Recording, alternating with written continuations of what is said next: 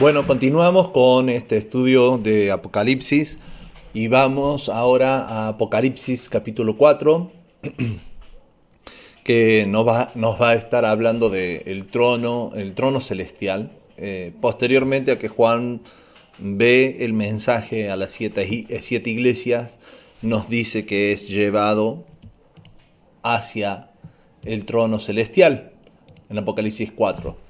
Y dice, después de esto es después de las iglesias, miré y he aquí una puerta abierta en el cielo, y la primera voz que oí, como de trompeta, hablando conmigo, dijo, sube acá y te mostraré las cosas que sucederán después de estas.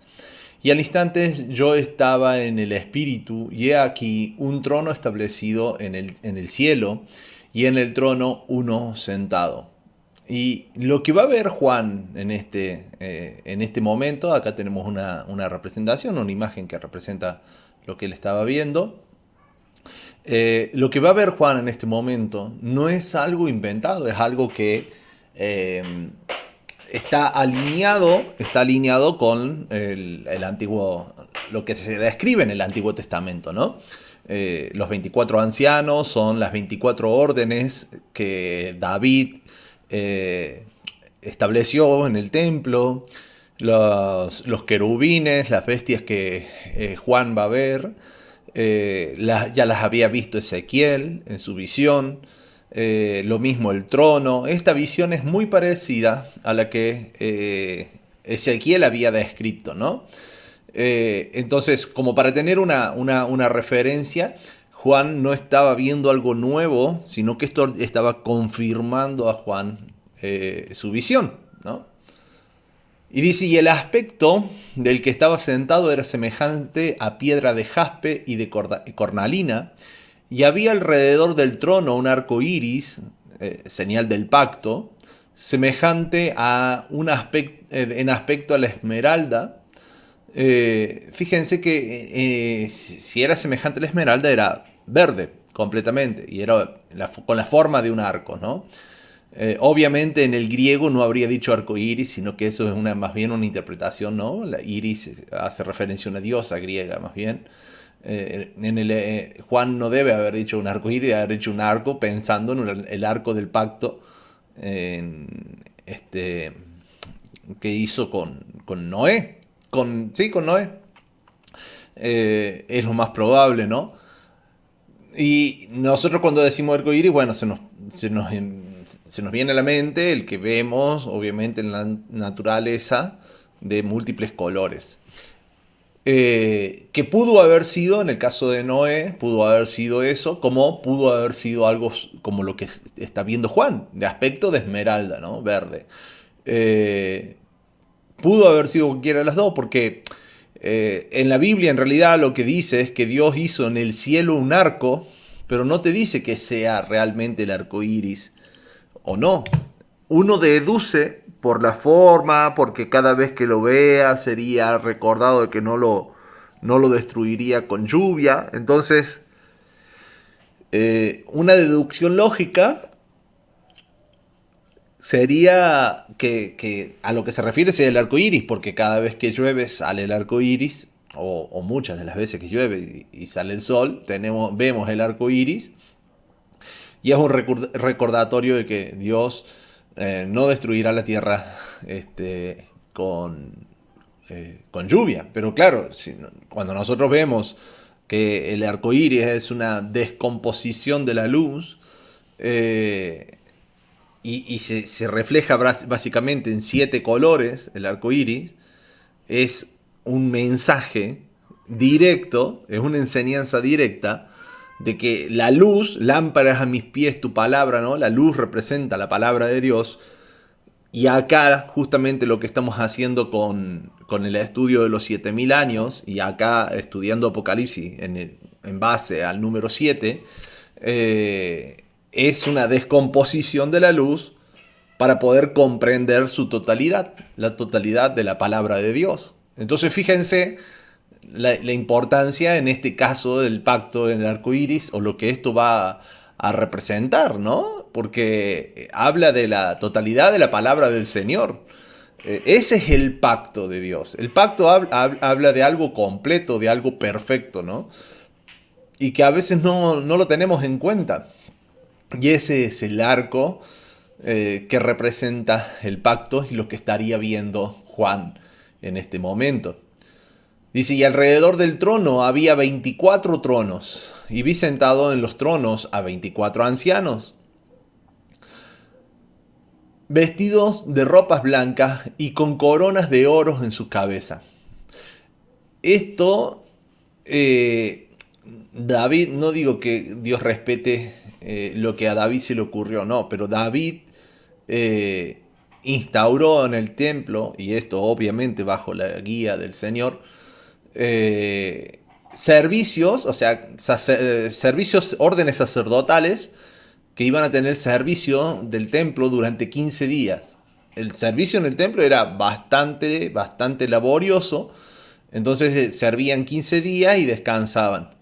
Y eran 24 personas para el servicio cada 15 días durante todo el año. Entonces, al ser 24, eran dos sacerdotes por cada mes, perdón, dos sacerdotes por cada mes, 15 días cada uno, sirviendo en el templo.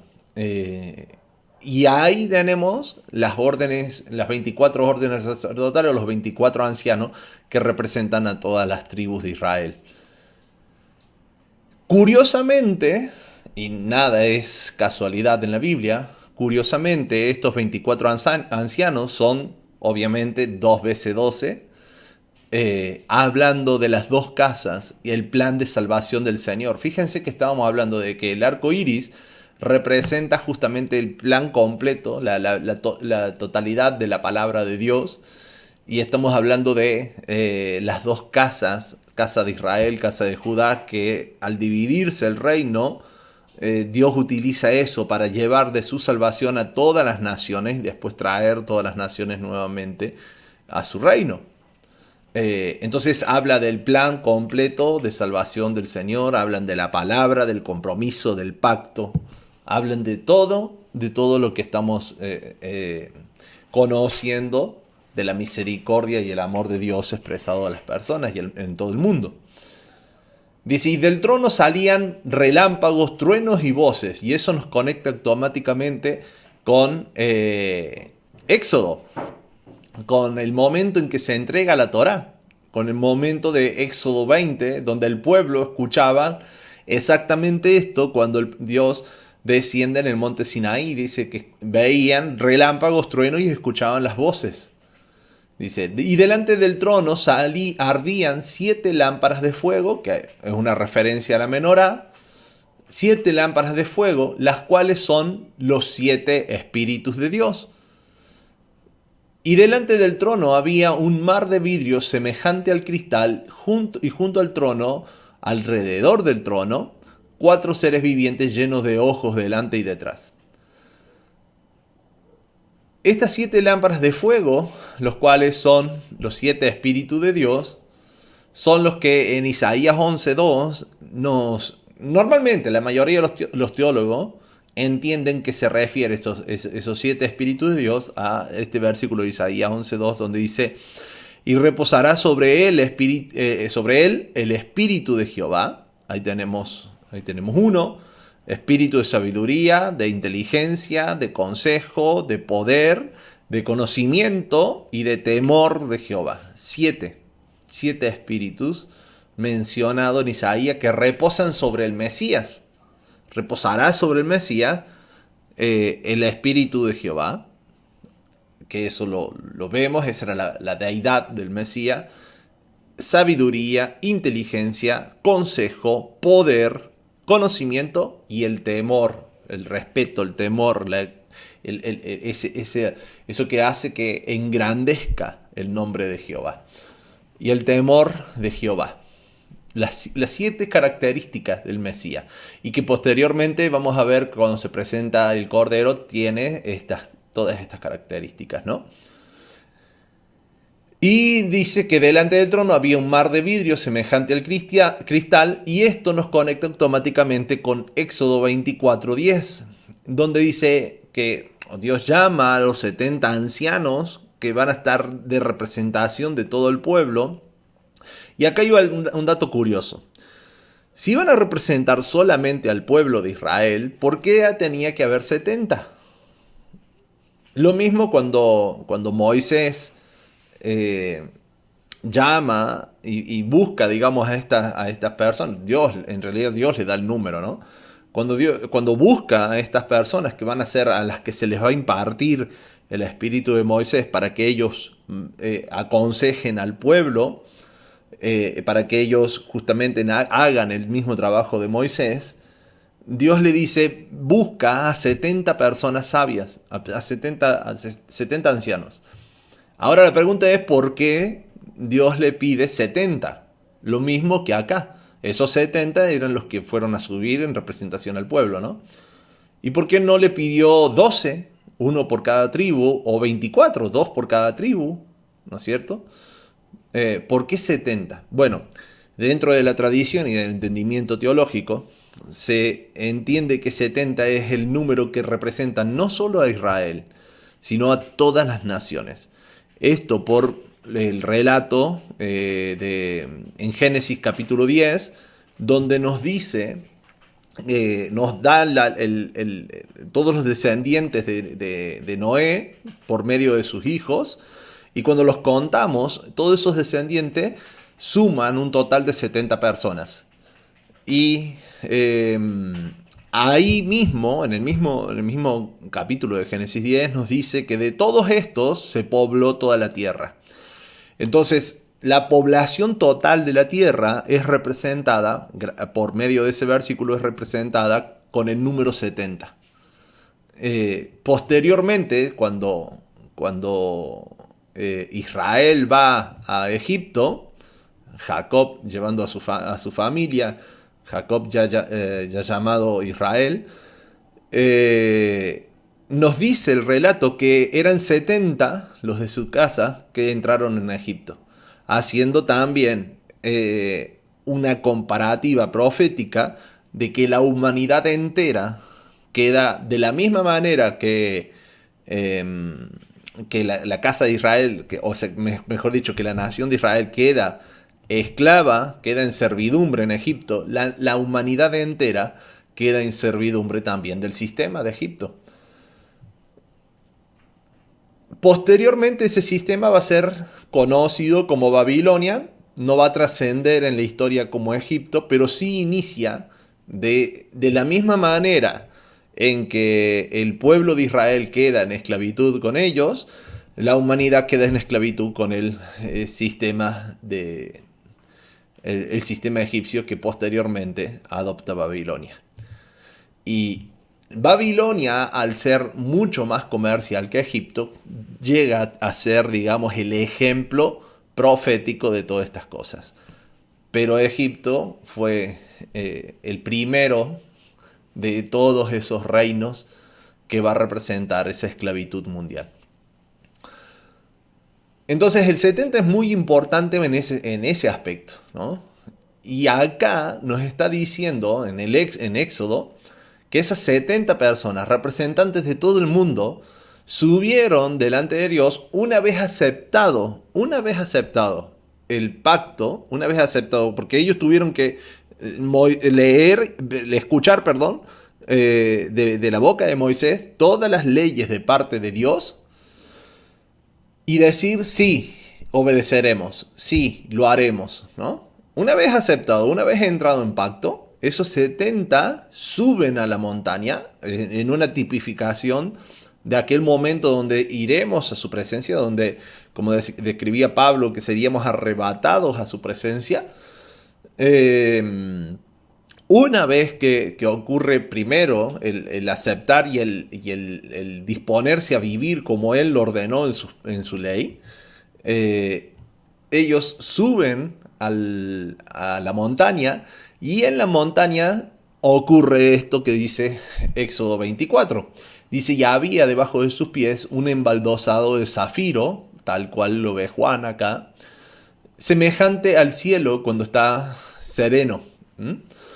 Es prácticamente lo mismo. Juan lo describe con otras palabras, pero es exactamente lo mismo. En el trono había un mar de vidrio semejante al cristal, lo mismo que estarían viendo, nomás que ellos lo describen con el zafiro.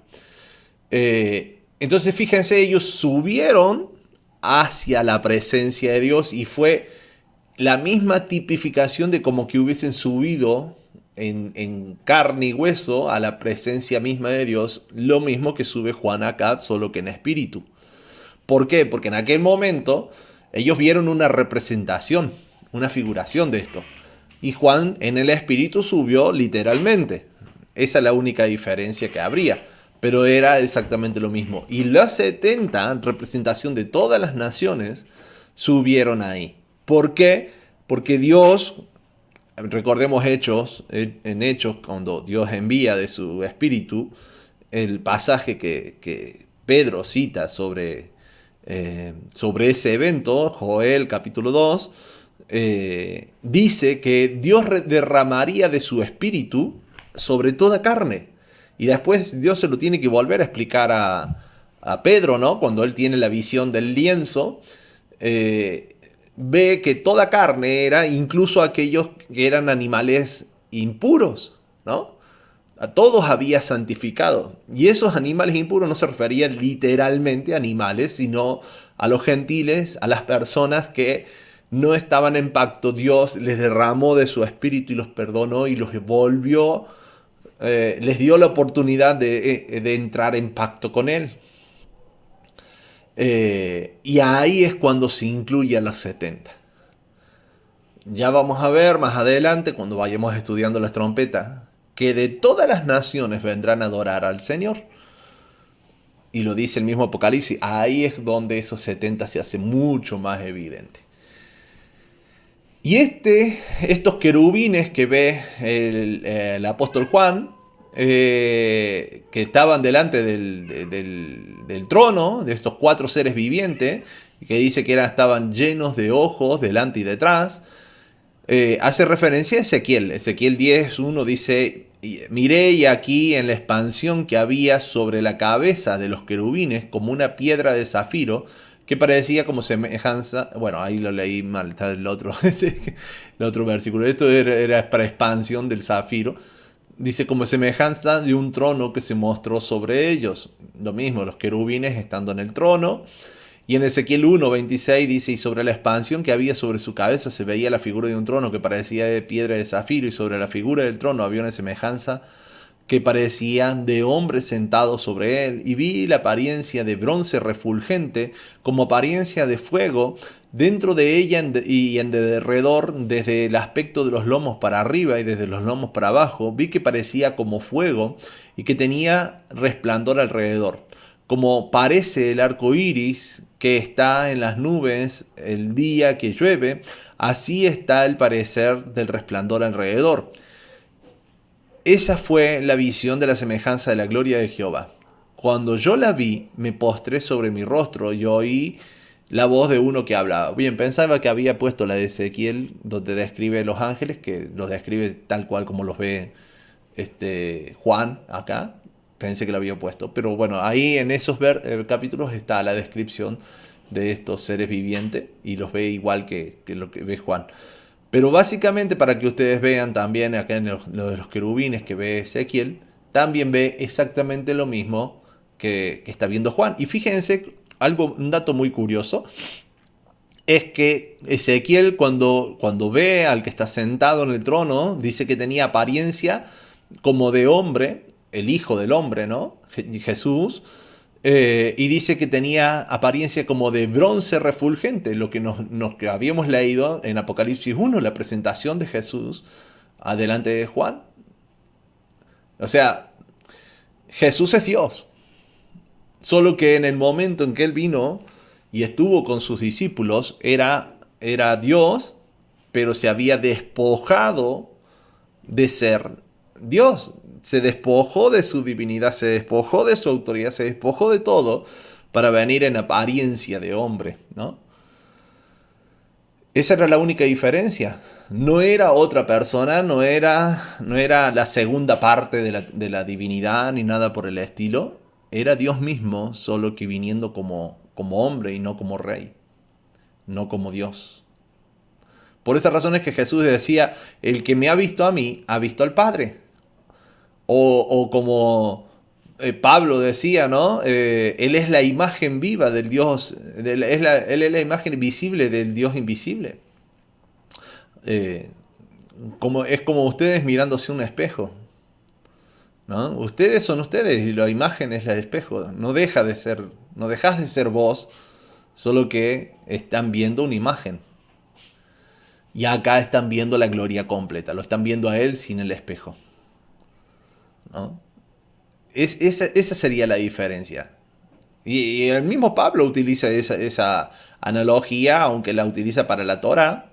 Él decía, nosotros vemos como a través de un espejo, pero en aquel día la veremos cara a cara, ¿no?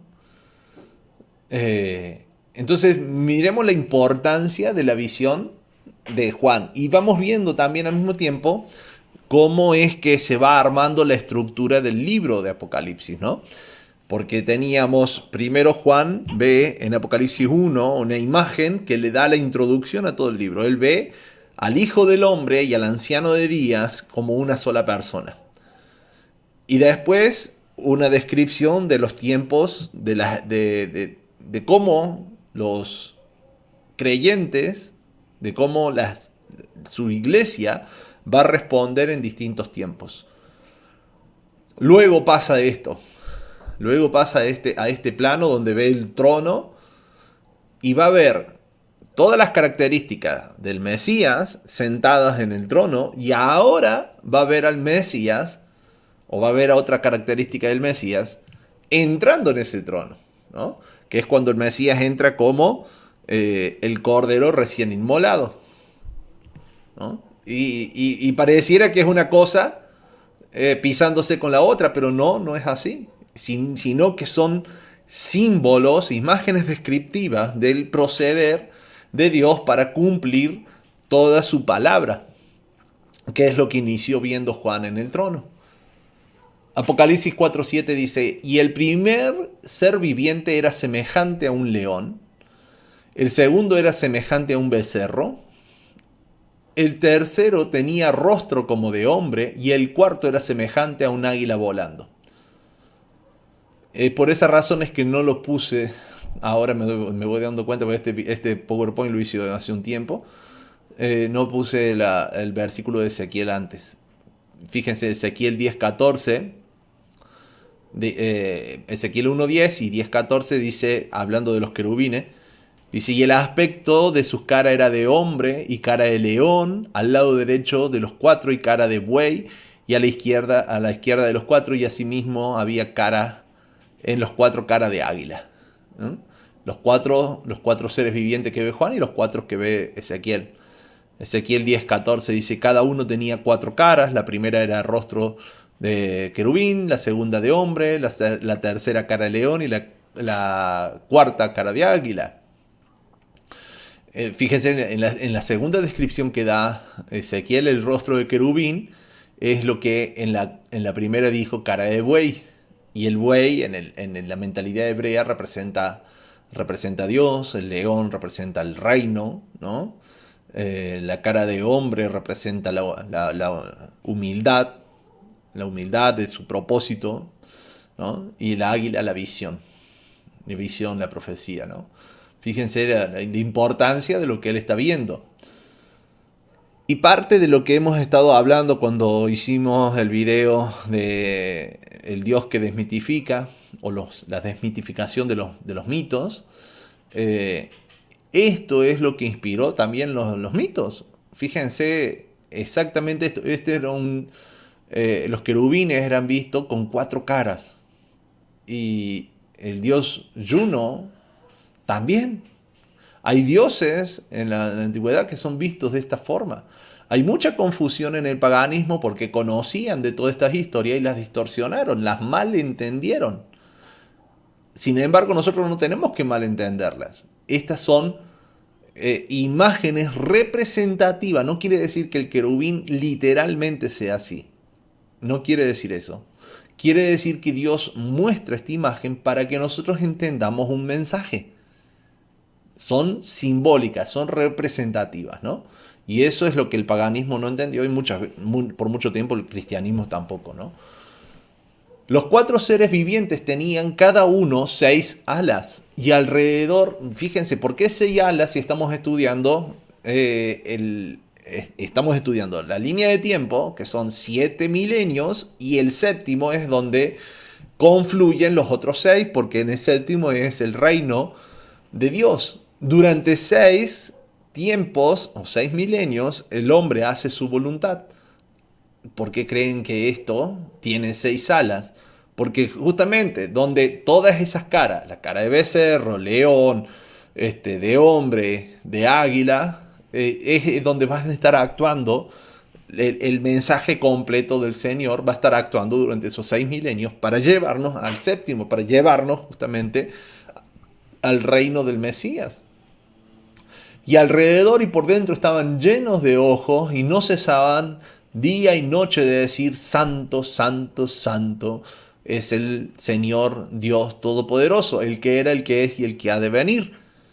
Exactamente lo mismo fue el pedido del Señor cuando dio su ley y pidió que se le obedezca. Por tanto, habló también de su evangelio, ¿no? Habló del Mesías y demás.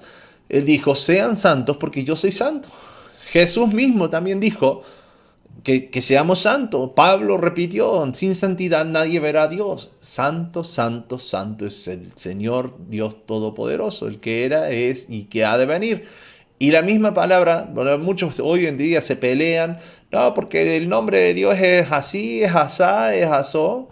Y en realidad acá está: el que era, el que es y el que ha de venir. El nombre de Dios es un acróstico que hace referencia a esto. Esto es lo que en la Biblia se conoce como el nombre de Dios: el que era, el que es y el que ha de venir. Y se resume, porque es toda una frase, se resume o se arma en lo que nosotros conocemos como el tetragramatrón, que son la Yud, Hei, Bab, Hei, y a la hora de pronunciarla, cuando se le agregan las vocales, bueno, se nombra de distintas maneras. Y todos hoy se están peleando por eso. En realidad este es el nombre, ¿no? Y siempre que aquellos seres vivientes dan gloria y honra y acción de gracias al que está sentado en el trono, al que vive por los siglos de los siglos, los 24 ancianos se postran delante del que está sentado en el trono y adoran al que vive por los siglos de los siglos y echan sus coronas delante del trono diciendo: Señor, digno eres de recibir la gloria y honra y el poder, porque tú creaste todas las cosas y por tu voluntad existen y fueron creadas. Y esto es una gran muestra de humildad, ¿no? Porque todos estos ancianos, que son la representación de los que estaban en el templo, sirviéndolo al Señor, adorándolo a Él, estos se postran delante del que está sentado en el trono cada vez que le dicen: Santo, Santo, Santo es el Señor Dios Todopoderoso, el que era, es y ha de venir. Y dice que agarran y tiran sus coronas delante del trono. Es que ahí habla de la actitud que tenemos, del pensamiento que tenemos que tener. No somos nada. No somos absolutamente nada. Y todo lo que podamos ser o creer ser es gracias a Dios, gracias a Él y a su misericordia para con nosotros. ¿De qué podemos querer ostentar? ¿Qué podemos querer, ¿De qué podemos querer jactarnos si todo es de Él y por Él y para Él? ¿No? Pero hay tanta gente dentro del cristianismo, sin importar la denominación, cristianismo en general, tanta gente que se olvida exactamente de esto, que se olvida de que de que de él, él es el proveedor de todo, él es el que verdaderamente importa, y buscan aferrarse a sus coronas, buscan aferrarse a títulos, a fama, a prestigio, buscan aferrarse al qué dirán, y se olvidan del verdadero servicio a Dios. Se olvidan de hacer lo que hacen esto, postrarse, humillarse, hacer lo que decía Jesús en Mateo 23: el que quiera ser grande, sirva a los demás. Humíllese y sea siervo de los demás. No, ¿quién va a querer eso? Hoy en día está mal visto eso. Hoy en día el cristiano tiene que ser una persona exitosa, de mucha plata. Nada de andar humillándote, no, tenés que pisar la cabeza. Qué tremendo cómo se ha distorsionado el mensaje con el paso del tiempo, ¿no? Y muchas veces nosotros citamos, no, mi pueblo perece por falta de conocimiento, y lo citamos como que fue la ruina de Israel. ¿Y qué te crees vos? ¿Que conocemos mucho más que Israel en aquel entonces? ¿Qué te da esa seguridad? ¿Solo por saber que existe Jesús? Ellos también saben que existe. Y hay muchos en Israel que saben que es el Mesías. No te hace diferente. Tenemos que ir como si pisáramos vidrio, tenemos que ir con ese cuidado delante del Señor. No te digo que tengas que ir haciéndote culpable de todo, te digo que tenés que ir analizando cada paso que das, analizándote por completo, sin mirar a los demás. Mirá hacia abajo. Si vos supieras que tenés vidrio en el camino, no vas a ir mirando lo que hacen los demás, vas a ir mirando dónde van tus pies para no pisar ese vidrio. Exactamente así es como tenemos que caminar. Porque cuando caminamos confiados, miramos lo que hacen los demás y los criticamos, y no nos damos cuenta si pisamos o no vidrios. Tenemos que ir mirando dónde van pisando nuestros pies. Y aquí en Primera de Crónicas 24 están los 24 ancianos que yo les mencionaba antes, que son las órdenes sacerdotales. Y fíjense, cuando nosotros vemos a los 24 ancianos, por medio del significado de sus nombres. O sea, esto es, en Crónicas nos da los nombres de los representantes de las tribus elegidas, ¿no? Y esto es lo que va a representar, esos nombres va a hacer una representación profética, ¿no? Fíjense, la primera era Jehoiarib, que significa Jehová contenderá. Después venía Jedaya, que significa ya se dio a conocer. Ya, que es la contracción poética del nombre Jehová, ya se dio a conocer. Y literalmente, si nosotros seguimos lo que hemos estudiado, la cronología bíblica, Jehová contenderá cuando se dio con el pecado. Después se da a conocer al mundo. Jeharim, el tercero, Jeharim, significa nariz respingada. En el primer milenio, Jehová contendió contra ellos. En el segundo milenio, posterior al diluvio, después de que peleó Jehová contra ellos, se da Dios a conocer por medio de Abraham. Y después dice nariz respingada, hablando de altivez. Ese fue el resultado del pueblo una vez que tuvo al Señor. Y después viene el cuarto Seorim, que literalmente en el cuarto milenio vienen los granos de cebada. Y esos granos de cebada son los que en el cuarto milenio tenemos tanto las primicias presentadas delante de Dios, como también los granos de cebada, hablando de cómo se sembraban los granos de cebada. Se tomaba el puñado y se tiraba al voleo la cebada para poder sembrarla. Literalmente eso ocurrió en el cuarto milenio, cuando Dios sembró para él en la tierra las tribus de Israel. El quinto, Malquillá, Ya es rey. Ya, la contracción poética del nombre Jehová, dice Ya es rey, o rey de Ya, ¿no? Literalmente, el mensaje del Evangelio, el mensaje de los apóstoles fue el reinado de Ya, el reinado de Jehová, por medio del Mesías, obviamente, ¿no? El sexto, Min Yamin, la diestra de Yah. Y corresponde a lo que hablábamos recién de la iglesia de Filadelfia, ¿no? La diestra de Yah, la misericordia del Señor alcanzando a todas las naciones. El séptimo, Kotz, que significa aguijón o espino. Lo que va a ocurrir en la guerra de Gog y Magog. Octavo, Abiyá, que significa Ya es mi padre. Posterior al diluvio, posterior al milenio, viene la adopción.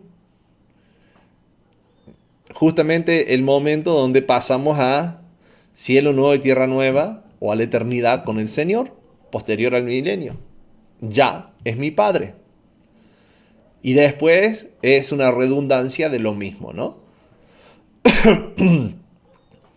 El 9, Jehová salvará. El 10, morada de Yah. El 11, Dios restaurará. Y acá ven que hacen una redundancia de todo lo mismo, de todo lo que viene posterior al milenio. Yaquín, Dios levantará.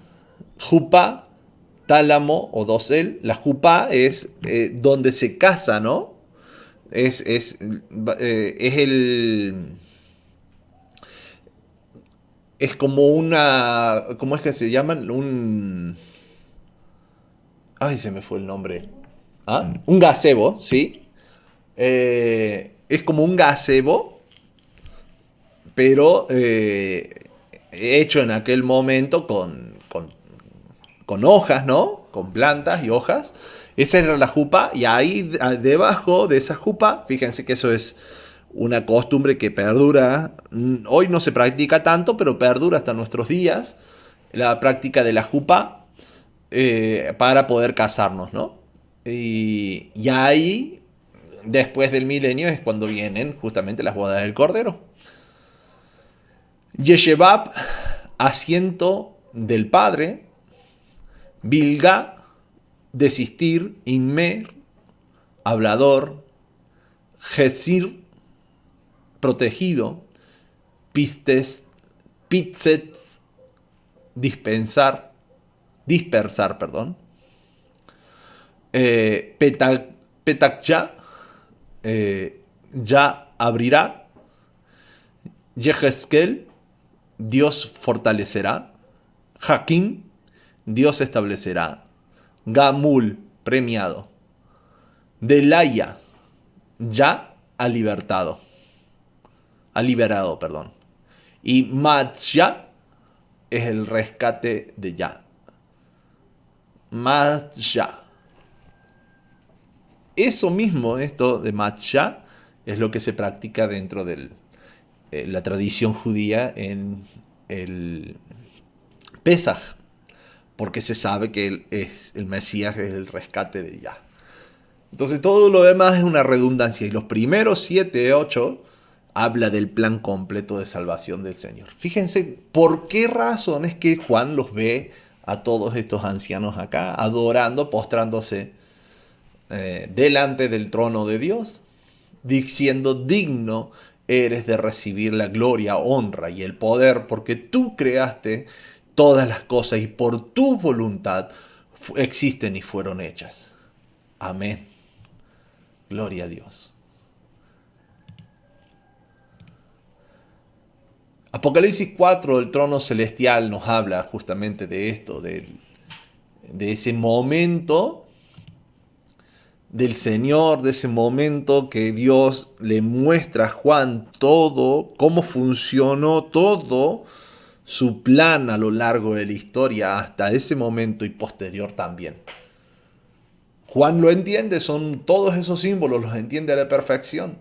Por esa razón Pedro, en su segunda carta, en Pedro 3.8 y en adelante, o sea, en todo el capítulo de 3, Pedro habla de muchos que dicen, no, pero si Dios no cumple, Dios cuántas veces prometió y no ha hecho nada, nada cambió. Y Pedro les dice, no, no se crean, Dios no se tarda, Dios no es mentiroso, Él simplemente cumple cuando en los tiempos que Él estableció, en los tiempos eh, que Él dijo que lo iba a hacer. Si vos no conoces los tiempos es otra cosa, ¿no?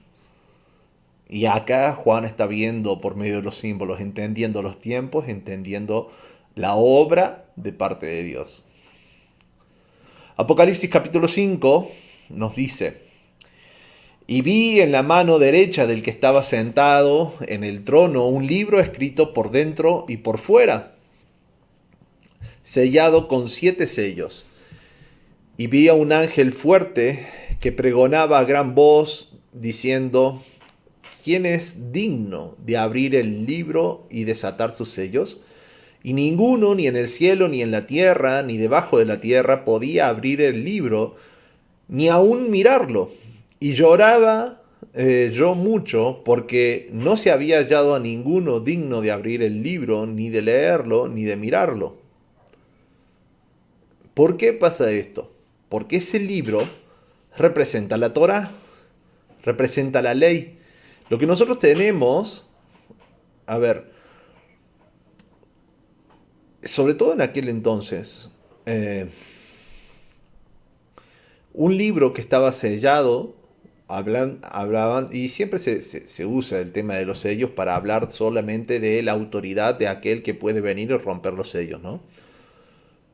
Y es verdad, en aquel entonces se sellaban los pergaminos para justamente que nadie pudiera venir a abrirlo y leer su contenido, porque si lo hacían y no tenían la autoridad para hacerlo, morían.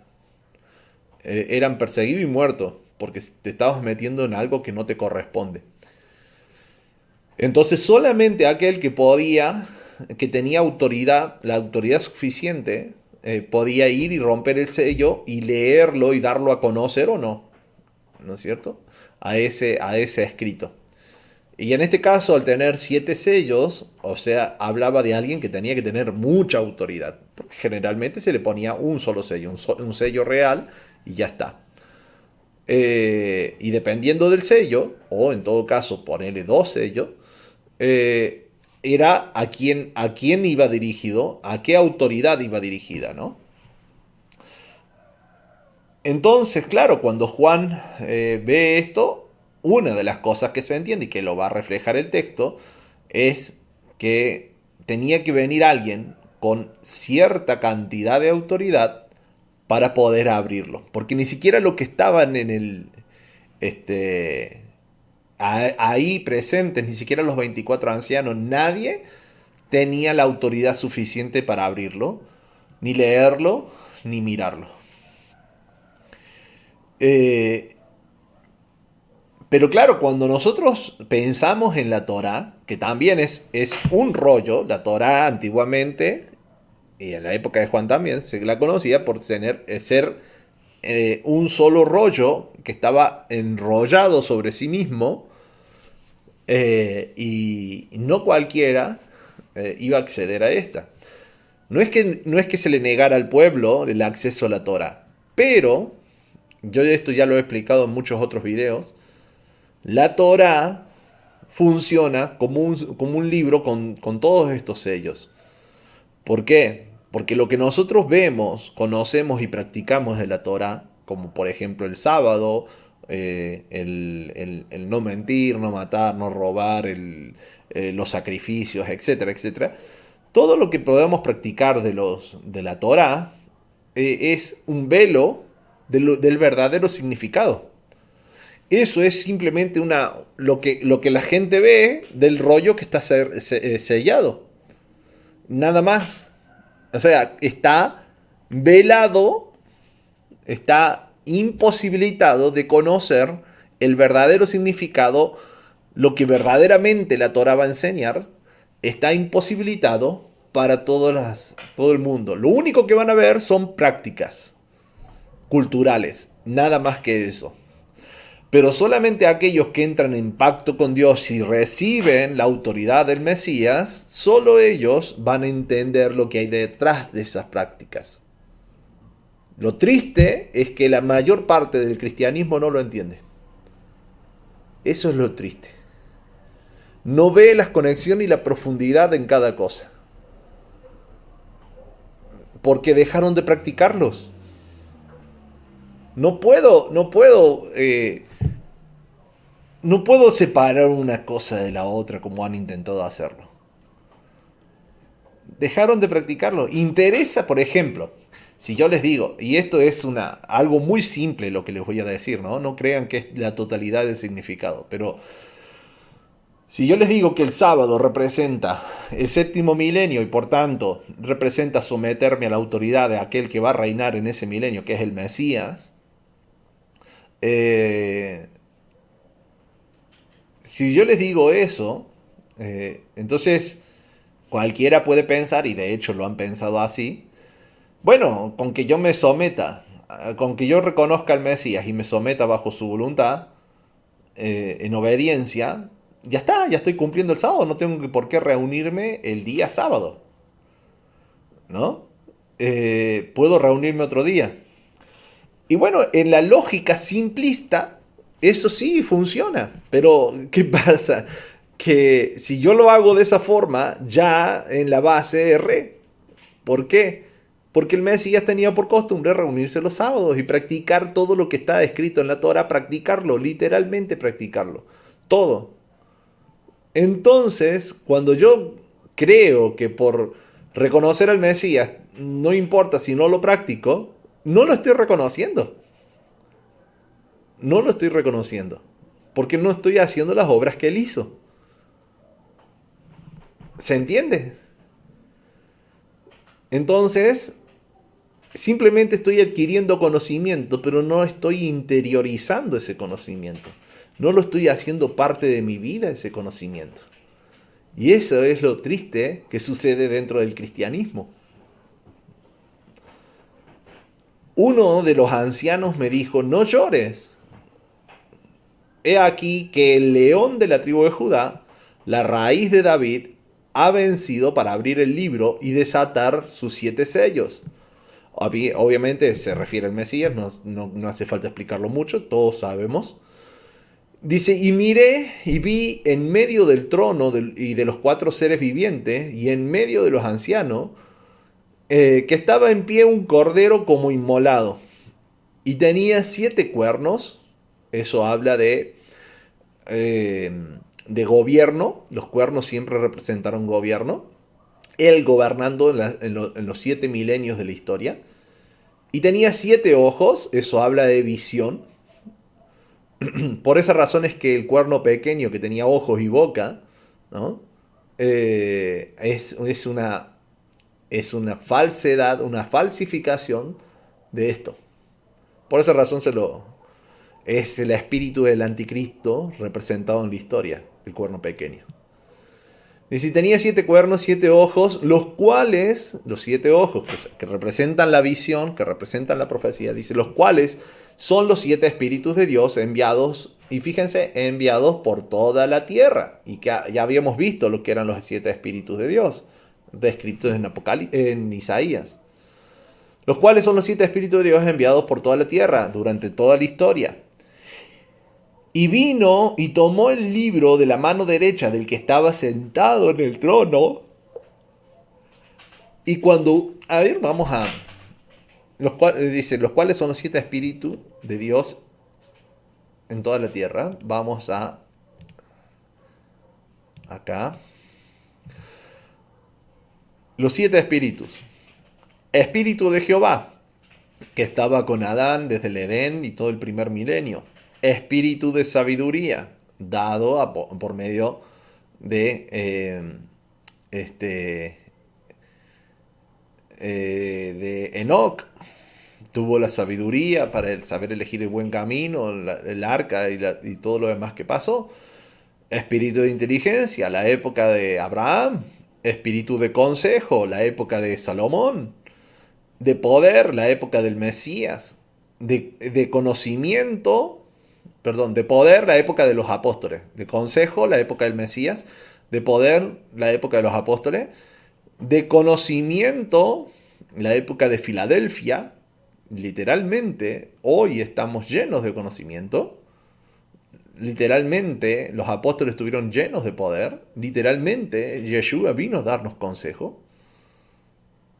Y de temor a Jehová, que es lo que tiene que ocurrir en el milenio. Solo los que tienen el temor a Jehová pasarán al milenio. Ahí es donde se ven los 7 espíritus de Dios enviados por toda la tierra en toda la historia. Y vino y tomó el libro de la mano derecha del que estaba sentado en el trono. Recuerden que la diestra es símbolo de misericordia, de gracia. Y cuando hubo tomado el libro, los 4 seres vivientes y los 24 ancianos se postraron delante del Cordero.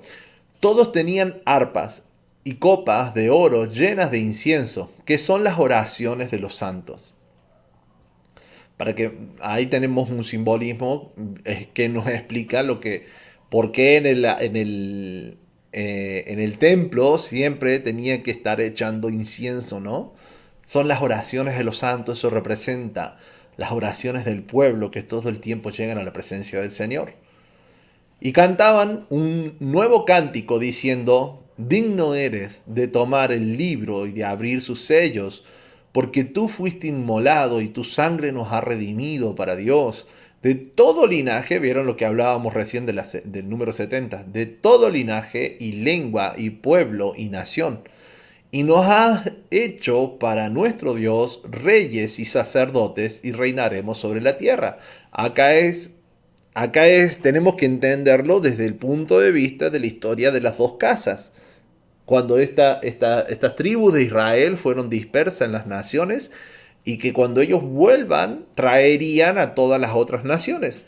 A todos estos, cuando Pedro les habla en sus cartas, le dice: ustedes que antes no eran pueblo, ahora han sido pueblo. Ustedes que no habían alcanzado misericordia, ahora han alcanzado misericordia, ¿no? Conectándolos con la profecía de Oseas. La profecía de Oseas, que a las 10 casas les dice: lo ruana, lo ami, ¿no? ¿Sí? No compadecida, no eres mi pueblo.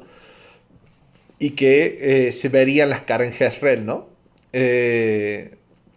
Entonces, Pedro, tomando de esa profecía, ya con eso nos dice a quiénes le hablaban. Y si nos quedara duda, Pedro en su carta le dice a los expatriados, o sea, justamente Oseas les habla y les dice que Dios se divorciaría de ellos y los expatriaría, ¿no? Dispersándolos en toda la tierra. Y Pedro les dice a los expatriados de Israel, gracia y paz, les dice. Entonces la carta de Pedro iba dirigida a todos ellos que Dios se había divorciado de ellos por causa de su pecado, y les dice: Dios ha perdonado y los ha traído nuevamente para hacerlos, y ahí Pedro les dice, para hacerlos, Dios los ha hecho reyes y sacerdotes. ¿Por qué dice reyes y sacerdotes? Porque en Éxodo 19, antes de que Dios entregue la ley, Dios le dice: yo quiero de esta nación que sea una nación de reyes y sacerdotes. Ellos perdieron ese estatus por el pecado. Cuando vino Jesús, Él dijo: yo no he venido sino por las ovejas perdidas de la casa de Israel, conectándose automáticamente con el libro de Oseas.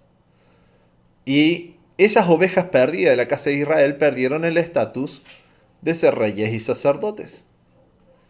También Judá la había perdido esto. Por tanto, por medio de esas 10 tribus, Dios restaura su nación, restaura y los llama a ser reyes y sacerdotes. Ahí, a partir de ese momento, no, a partir de ahora. Acá, a partir del momento en que Jesús derrama su sangre, deja las bases firmes para tener una nación de reyes y sacerdotes. Pero seremos reyes y sacerdotes en ejercicio en el momento en que Él reine, en el milenio. Ahí es que reinaremos sobre la tierra, como dice ahora. Y miré y oí la voz de muchos ángeles alrededor del trono. Tristemente muchos han confundido estos tiempos y se creen que están reinando ahora y están siendo más el hazme reír que otra cosa. Pero bueno, hay que conocer los tiempos que la Biblia nos da, ¿no? Y miré y oí la voz de muchos ángeles alrededor del trono y de los seres vivientes y de los ancianos, y su número era millones de millones, que decían a gran voz: el cordero que fue inmolado es digno de tomar el poder, las riquezas, la sabiduría, la fortaleza, la honra, la gloria y la alabanza.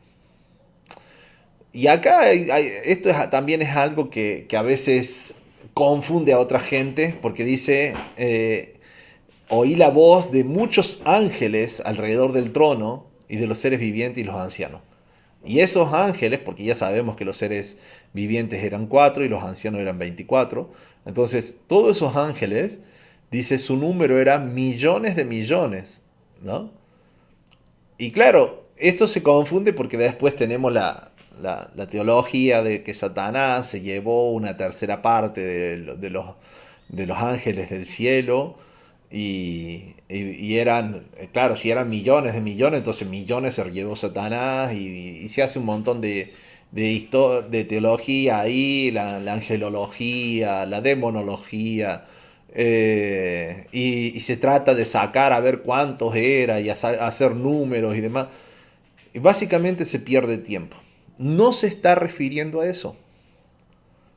Los ángeles en la Biblia viene de la palabra griega angelo, ¿no? Y es una palabra no traducida. O sea, es una palabra que refleja un tipo de pensamiento griego posterior. No necesariamente ángeles es mensajeros.